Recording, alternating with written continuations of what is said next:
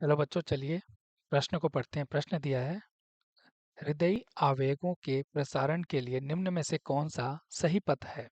विकल्प हमारे पास दिए हैं। विकल्प ए एसए नोड, फिर एवी नोड, हिच के बंडल, पुरकिंज तंतु। विकल्प बी एवी नोड, हिच के बंडल, एसए नोड, पुरकिंज तंतु। विकल्प सी एसए नोड, पुरकिंज तंतु, एवी नोड, हिच के बंडल। विकल्प डी पुरकिंजे तंतु, AV node, SA node, His के बंडल। तो आइए इस प्रश्न की मुख्य अवधारणा को समझते हैं। मुख्य अवधारणा मुख्य अवधारणा जो है वह हृदय चक्र से संबंधित है। हृदय चक्र हृदय चक्र से संबंधित है कि कैसे एक हृदय चक्र संपन्न होता है।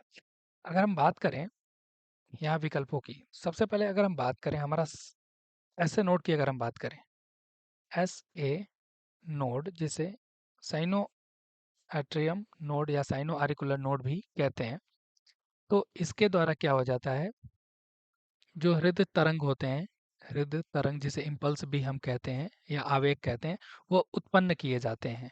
और इसको उत्पन्न करने के साथ ही साथ हृदय को गति प्रदान कर की जाती है, और इसलिए इसे हम पेस मेकर के भी नाम से जानते हैं। पेस मेकर, जिसका काम होता है गति उत्पन्न करना। अब जैसे यहाँ पे गति उत्पन्न होती है, फिर जाके क्या होता है, यहाँ पे हम देखेंगे हृदय में विध्रुवीकरण होता है।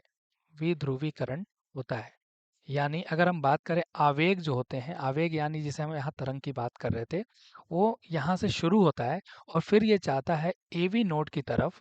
और ऐसे नोड से जैसे ये एवी नोड की तरफ गया, यहाँ गति करने के बाद यह हिज के बंडल की तरफ जाते हैं, और हिच के बंडल के बाद यह पुरकिंजे तंतु की तरफ चले जाते हैं।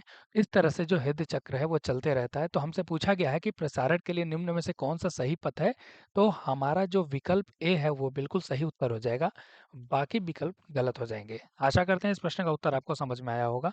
धन्यवाद।